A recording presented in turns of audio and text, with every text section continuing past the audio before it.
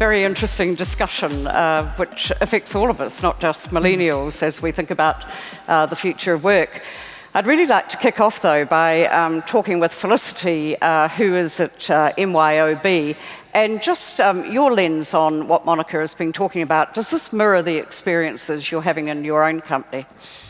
Yeah, look, it absolutely aligns with all of the things that we're focused on, particularly around the flex piece. And we know that flex is actually quite a driver towards the gig economy as well. And so that's a real focus for us in terms of how can we create more flexibility for our current workforce, and therefore how are we best prepared as we start to move into that changing shape of the workforce and more independent gig workers coming on board as well. Can you just give us a little bit of, detail and exactly what you are doing before we pass to the other panellists?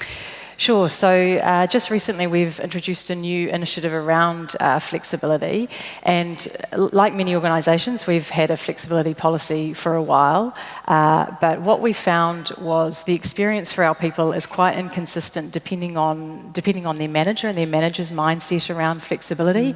And we also found that it was very focused on just the individual. So it was more about what's the right flex for a particular person, and we weren't really focusing on how do we make that effective for a team and how do we make that truly sustainable.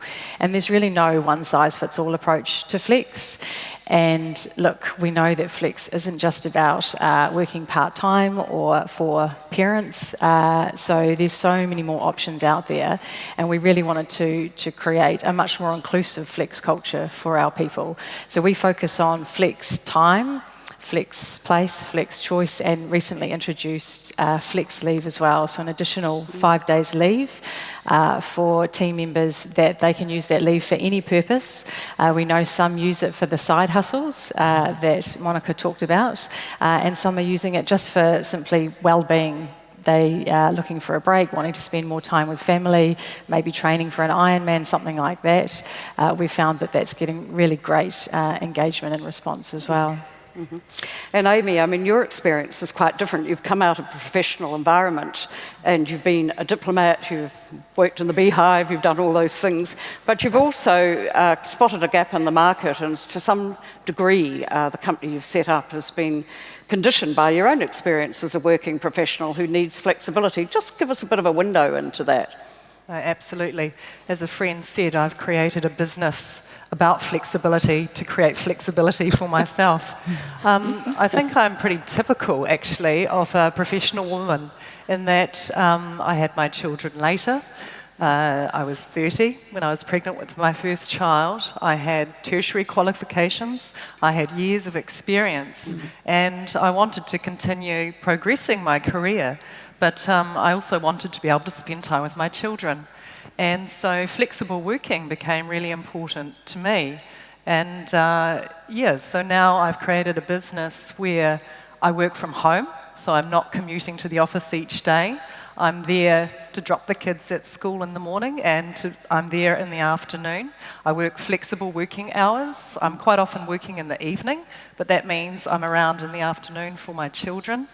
So I've created, and I've realised too, that it's not just a working parents issue, and I say for mothers and fathers it's a critical issue, but it's some of these demographic trends which Monique was talking about, not just for millennials, but the ageing workforce is a really critical change that's affecting New Zealand. In the 90s, around 6% of people over the age of 65 were working. Today it's around 22%, and that's going to continue to grow. So we need to actually retain older workers in the workforce. I read recently that 44% of GPs plan to retire within the next 10 years. That's critical for New Zealand to be thinking about.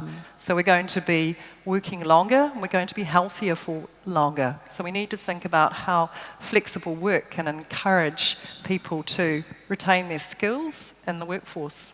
Elizabeth, it all seems like a very positive scenario for the future, but from the work you've done academically, there are a few pitfalls that we should be thinking about.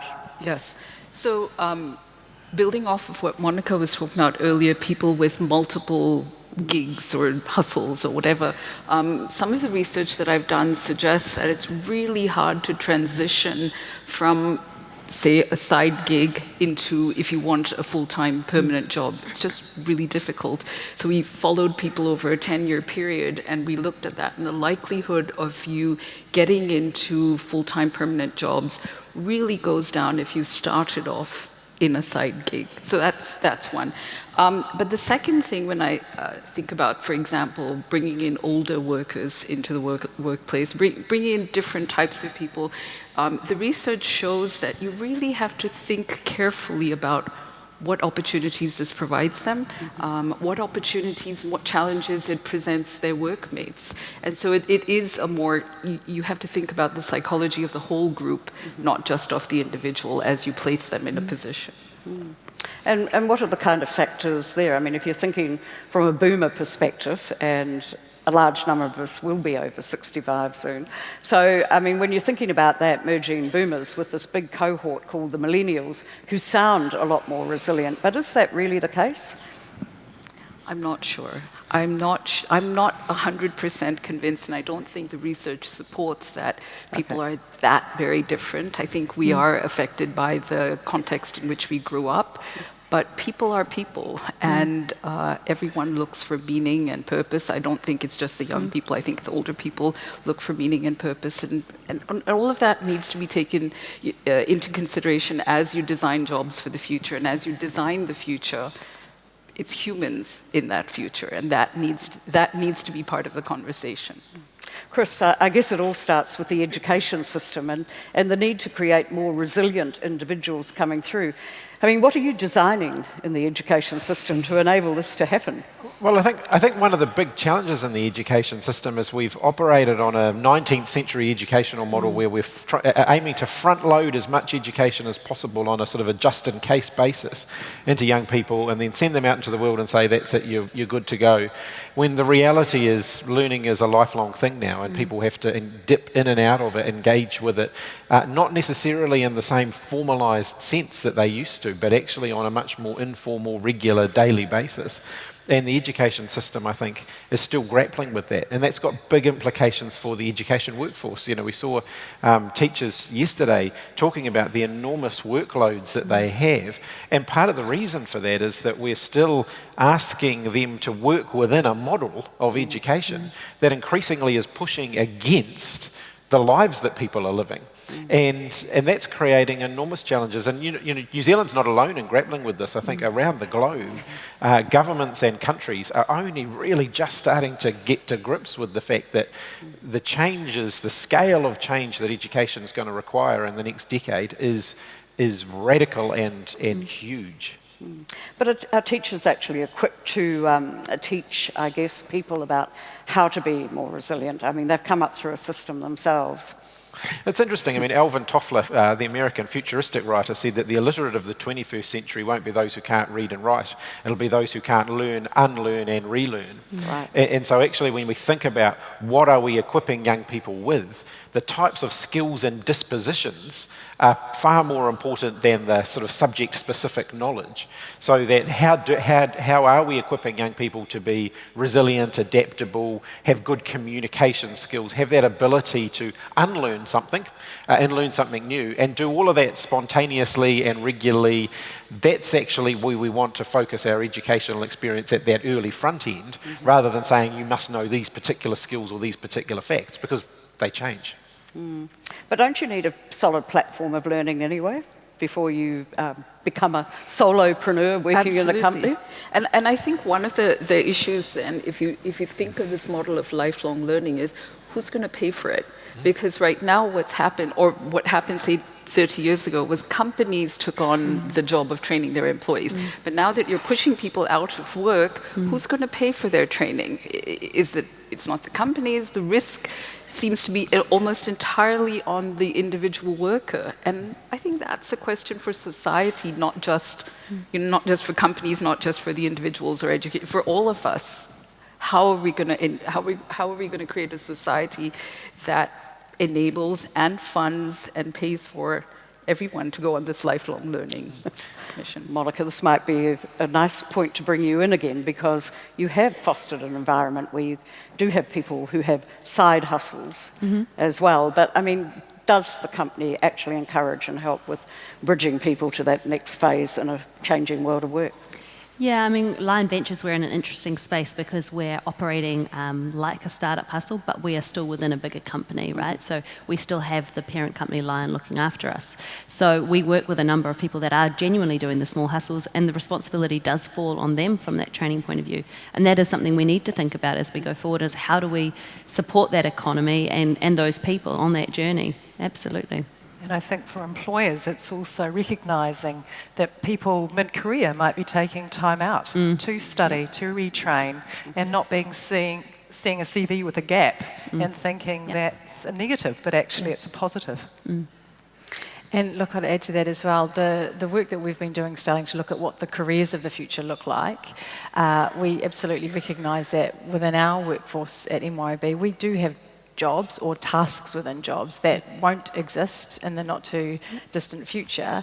And our focus is really on protecting people, not the jobs. So what is it that we can be doing to help people upskill, reskill, relearn, as opposed to just saying, this role isn't going to exist and what are you going to be doing about it? We absolutely accept that there is an important role that we play in helping people to upskill into the newer jobs that are created and the other demands as well.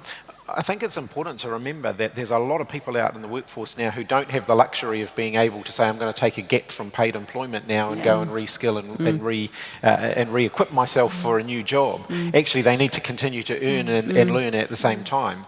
And a lot of our education system, again, is not designed to be able to cope with that, to provide those learning opportunities while people are in the workforce and learning. And that creates really big challenges as well for the people working in education to be able to cater for that need in a way that we're doing a bit of it, but we're not doing anywhere near enough of it. I mean, there's been some work done recently also, Chris, that you'd be across for the Prime Minister's Business Advisory Council, which has been looking at a pledge from large companies to actually be involved and help fund that training. Yeah, and look, we know that there are some industries where there is a real culture of on-job learning, particularly those who had a more traditional apprenticeship culture. So take building and construction, it's an ingrained part of that industry that you have on-job learning. But actually, increasingly in the new kind of workforces, the emerging workforces, we've got to embed that kind of same culture. And one of the challenges I think that we've also got to grapple with is that there are a group of workers who are trapped in a cycle of low-paid employment to a benefit to another form of low-paid employment in this gig economy, and we're not giving them the opportunities to lift out of that cycle and develop the type of skills that will lead them to more sustainable employment or leveraging off their existing employment to get into better employment.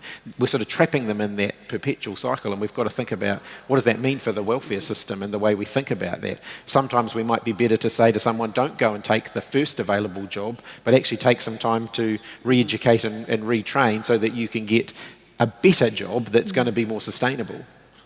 I would like a greater focus on our part-time market, our part-time job market. So again, when you look at part-time work, it's generally low-skilled and low-paid. And if you're trying to provide opportunities for people to be able to retrade while working or be able to remain in the workforce but over the age of 65, look after children, but also be working. Part-time is an essential part of that. Over 70% of part-time workers are women, and yet there's a significant pay gap between full-time and part-time work. So I think that's really important. I think, but actually also in that, I mean, I think there's still a huge gender bias when it comes to talk about flexible working conditions. I'm a dad. I'm a late-term dad. We started just before in my late 30s, and actually I don't want to be the other party in the parenting relationship. I've got a professional partner who also wants to be working, and I want to be an equal partner in that process, but yet so much of the inbuilt cultural bias assumes that if the kids get sick, it's going to be the woman that takes the time off and uses the flexible working conditions to go and look after them or whatever. And actually, my message is that we dads have an equal share of that responsibility too. I think you need to talk to Jacinda. Yeah, but I think we've... She will understand. She's actually been pretty good, you know. But you know, I think we do have to grapple with it. And I think the other real challenge about that is when we're talking about flexible working conditions, part-time work and so on, work-life balance actually becomes quite challenging, because how do you resegregate your life in a more flexible working environment? You know, I'm probably in a job where it's almost impossible to get away from it. And so, you know, I go out in public, I take the kids to the playground, and there will be people there who want to talk to me about work. How do I create in that environment the quality time for my own family and for my own kids where that doesn't encroach on it? And I think increasingly everybody in the workforce is grappling with that. You know, we carry our work around in our pockets. And so how do you recreate space for other things? I mean, we've talked about the millennial cohort, as if they are all confident and super professional and super, I guess, devoted to the employer for the time they're devoted to them when they're not doing the side hustle. So from a managerial perspective, how do you actually ensure you're getting a good bang for the buck? Those of you who are managers. How do you ensure you're getting good bang for your buck? It comes down to trust, right? And you wouldn't be recruiting people and bringing them on and working with them if you didn't trust them. So it comes down to the people you choose to work with. It has to. And we don't see a lot of difference within our workforce between the baby boomer generation and millennials, for example. So I understand that there's a lot of discussion around the differences in the generations and what they're looking for, but perhaps if you think about the millennials, it's easier to be more flexible because we are so more enabled through technology that didn't exist for baby boomers. So I think that some of the demands perhaps that we think millennials are making are the same things that baby boomers would want, but the technology didn't exist to enable it for them. And so when we start to talk about flex, we don't see a difference between the demand from millennials versus baby boomers. Everyone's wanting it. We're just now in a better position to actually offer it to both generations. But not all managers are equipped to manage flexible teams, are they? I mean, when you really get down to it, there are a lot of people around who only think people are working if they're right in front of them. So how do you know, let's just drill down. It is not always as rosy as is being portrayed. So how do you do that? How do you actually find the right managers for managing a flexible workforce? Yeah, absolutely. So that is one of the challenges. So, and I don't know that it's a case of finding the right managers. I think you have to help them to develop their mindset. And so that's something that that's been a real focus for us in terms of our shift from just a flex policy to actually how do we truly make this part of the culture.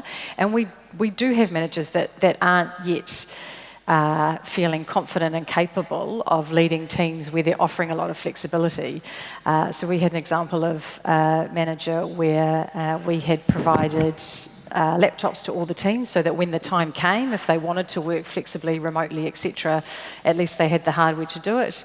And the manager just felt really ill-equipped to actually start having conversations around, well, if half of my team isn't in the office, how do I know what they're doing? And so we've spent quite a lot of time developing support toolkits for our managers. So we work through making sure a manager's ready to start having conversations with their team around managing and leading to outputs rather than hours spent in the office. And we actually focus on getting the team to talk about how flex works best for them. So again, it's no longer about what's best for me versus what's best for Monica. It's actually, well, as a team, if we truly want to embrace this and make this work, what are some of the fundamentals and like a team charter for our team? And so can we agree that there's a particular day we are all in the office? Do we agree on what our communication tools are? There's so many I guess, fundamentals that we don't always think about when we just open up and say, flexibility is great, we should just offer it to everyone. But what are some of those things that are fundamental to making sure it really works? And so ensuring that our managers are well equipped is absolutely critical. And as Monica said, it is about trust too. You've absolutely got to start with trust. We don't hire people that we don't trust, so why do people need to earn trust before they are allowed to start working flexibly? I think the organisational culture is key, so it shouldn't be between an individual and the manager. It actually should be across the entire organisation, so there's a culture which supports flexible working, and that's where leadership is really critical. So you need your senior leaders to be on board and actually role modelling flexible work. We're going to very shortly pass to you, the audience, for your questions, but if I could just quickly go around the panel, what would your advice be to somebody thinking about a future career, say they're 15, 16, about what are their steps? Do they go to university? Do they jump straight into a job? What do they do? I mean, I'm quite interested in that. You're going to start with me. Yeah. What would be my advice? I think it has to be follow your passion, right? And skill up wherever you can. So we talked about that portfolio as well, of rounding that out. And it might be that if your passion is to work for a company that gives you the stability, then absolutely that, and round that out with skills. But it is to start with your passion. There's a fantastic book called The 100-Year Life. If you're born in 1914, you have a 1% chance of living to 100. If you were born in 2007, you have a 50% chance of living to 100 in a developed country on a best practice life expectancy. So I would say for a young worker, it's a long game. You are probably not going to... You are not going 80 years. The traditional pattern of education, work, retirement is probably not going to work over a 60-year career. So think about how you're going to fluctuate that 60 years. Well, look, I get to speak to quite a lot of young people in schools, when I go and visit schools. And I have one single piece of advice for them, which is that above anything else, the thing that's going to determine your future success is your attitude. Above any qualifications you have, any particular skills you've developed, it's actually your attitude that's going to be the single biggest driver. So if you go into your working life with an attitude that you'll keep learning, that you'll be successful, that you'll be a team player, that you will, communicate well, that you'll continue to strive to improve yourself, that attitude is the thing that's going to make you successful. So I think that I would actually encourage really embracing a really broad range of opportunities. So yes, there's the learning and what should I be studying and what that might mean. But I think the way that we build resilience and grit is actually through the much broader opportunities that we take on and putting ourselves outside our comfort zone, stepping into things that are new to us, and just really taking a really broad approach to our own personal experiences, because that develops some of those skills that you will be able to apply in your career irrelevant of what you do. So I think that's really important. And Elizabeth? It's hard being the last person because everyone else is getting this amazing advice. So I guess what I'd say is keep your options open. But I'd also say for a young person, don't think about organizations, think about society. I have a 12-year-old son. I don't want him to think about work only. I want him to think about being a citizen, about the world and changing that. So keep your options open. Be a broader person than just a managerial, organizational person. Over to Heather. Fran, thank you very much. So we have loads of questions coming in on Slido, and thank you for sending them in. The first question I feel like is probably for Monica and Felicity, actually, and this is about culture. So let's start with you, Monica. How do you develop and maintain an internal culture at your workplace when you have satellite workplaces? How do you? And that's about building strong relationships. That's about building a solid foundation that supports the people when they aren't working when they are working from a distance, so that they've got that relationship and network to leverage, but actually also making it a base level understanding that everyone is still contributing, even if they're not physically present in the office. What do you think, Felicity? And look, I'd add to that face-to-face is absolutely important. So let's not pretend that if we've got everyone working remotely that you're going to get that same quality. So I think you still need to find opportunities for face-to-face. Obviously it's not as frequent, but you'd still need to have that to create those relationships as well. So find ways around that and find ways to replicate some of that sort of water cooler conversations that you may have. So how can you create some digital moments that replicate that sort of informal chat? Could make quite a difference too. Interesting stuff. Quite a few questions, obviously, coming through for Chris Hipkins. So, Chris, I've got two there. Not polite on budget day, I have to say. Nobody's even asked you how much money you've got. Missed opportunity. Chris, a couple of questions are very similar, so I'm going to fold them into one. Access to education will be vitally important for the gig economy. So how do you see education changing to support our children to be prepared for the new jobs that don't exist already? I think one of the key things is there'll be much more of a focus on on-job learning. So people will be learning through doing a lot more in the future. And funnily enough, that's kind of actually going back to a form of education that we as humans used to do much better quite some time ago. So I think you'll see a lot more of a focus on that type of learning. I think the New Zealand curriculum in schools actually really grapples with this, and the whole front part of our curriculum now, the whole first half of our curriculum, is about those skills and dispositions that young people are going to need to leave school with. And I think that we're going to see schools focusing a lot more on those things in order to equip people for that, learn, unlearn, relearn work and life that they're going to have. How do you teach that? That's a real challenge, but actually you teach through experiences, and really, schools have always done this, but I think that we're basically giving them license to do more of it. More of a focus on the interpersonal interactions between young people in school. Actually, really transformational teachers have always done that, and actually what we're saying to them is that's no longer an add-on to the job, that's an integral part of the job. Yeah. Amy, thanks very much, Chris. Amy, for you, I'm guessing this is coming from a lot of employers. It's a fair question. How do you ensure productivity in a flexible workplace? Well, Monica's already made the point that we're productive 3 hours a day. Flexible working, the research shows that you are more productive, and the Perpetual Guardian research showed that working 4 days a week, people at least maintained that productivity of somebody working 5 days per week. So it's really a focus on output, not on hours.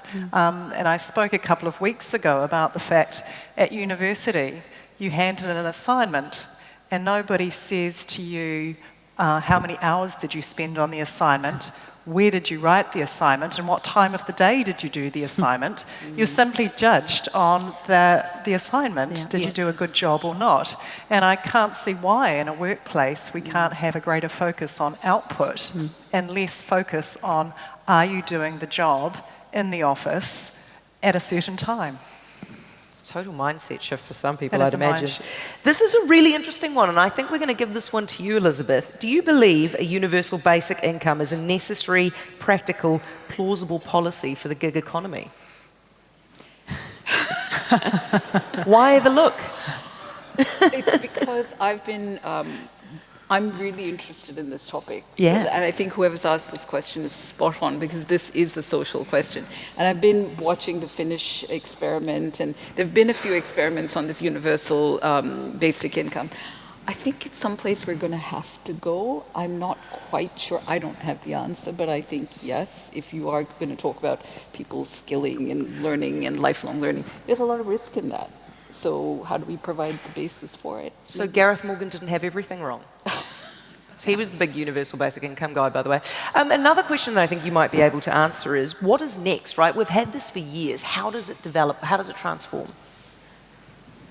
I think it's just going to be accelerated. So we're just going to have more of it quicker, facilitated by technology, by the new people coming into the workforce. So I think it's just going to be more faster. Okay. Chris, what support has the government given to the gig economy? And after you've asked it, I would like just a whip around from everybody's thoughts on Chris's answer. Sorry, mate. Thanks.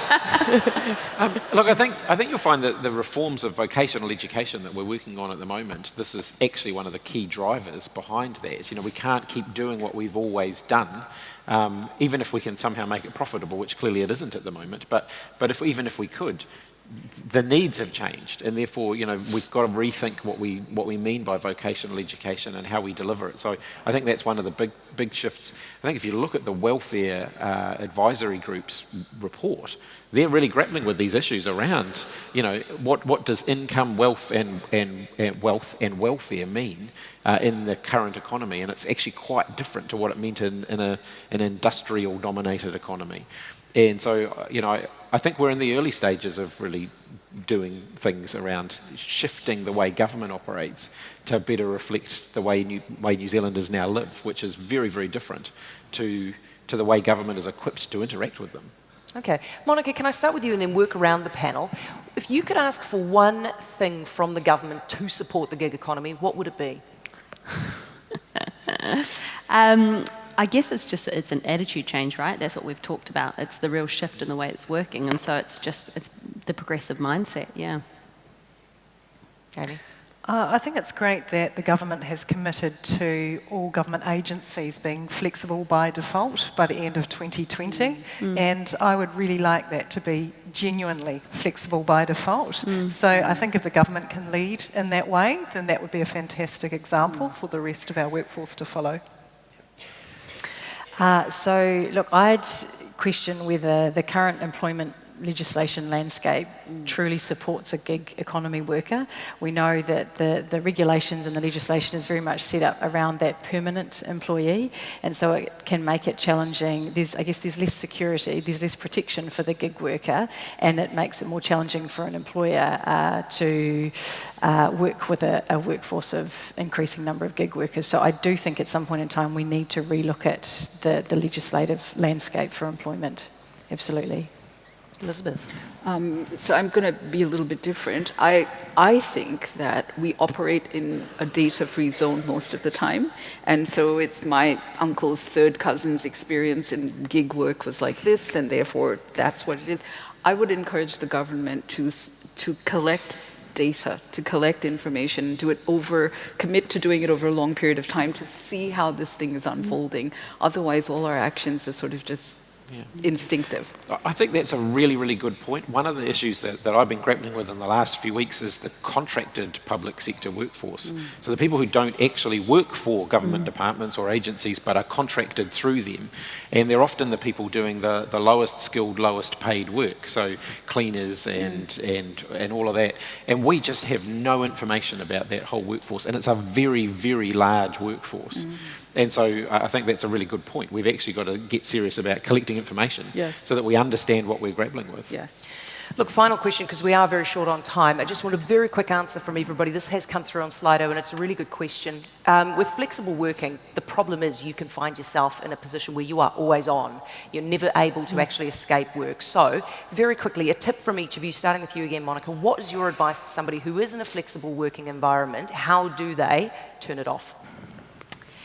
It's tough. I mean, I work flexibly myself, and it's tough. And you've just got to be really, really committed to that work-life balance that you want to have, and knowing that you don't want to spend all your life working, and that's why you're working flexibly. So, knowing how to schedule it and to manage yourself so that you can turn it off and relax. Yeah. Amy? Yeah, I think that's a really good point, and just setting limits. Having good boundaries. But I think also we've artificially separated work and family for a long time. It's sort of, again, a product of the Industrial Revolution, in that family is very separate from work. I've blended it. So I'm quite often with my children doing some work, but I think that's acceptable as well. Yeah. But having limits around how you make that work is really important. Chris, we know how you do it. You go to MITRE 10 with the kids. We do. But actually, there's that TV advertisement where the parent turns the Wi-Fi off at home. Yeah. You know, I think families increasingly are going to make an effort to do that sort of thing. Actually say, well, we're turning all the devices off for an hour now, and we're actually going to talk to each other and interact with each other. And that's what we're trying to do a bit at home as well. So, you know, put the phones in the bedroom for an hour and actually just talk to each other. Interesting. And look, I agree. Good luck. You need to you need to find the right balance for yourself. And as Amy said, like some people are really comfortable with that blend and they don't feel like they're always on. But I'd suggest that if you're feeling like you are, you will be working with other people that feel the same way. So again, are you having conversations with the people that you work closest with that says, what are our expectations of each other? Should we be answering emails at 10 o'clock at night? And I think it's not just about you, it's about talking to the people that you work with to really set some sort of clear boundaries as well. Right. Finally, Elizabeth. I agree with everybody else. What a way to end it diplomatically. Hey, please join me in welcoming our panel today. Monica Yannikis, Amy Prebble, Professor Elizabeth George, Chris Hipkins, Felicity Brown and Fran O'Sullivan.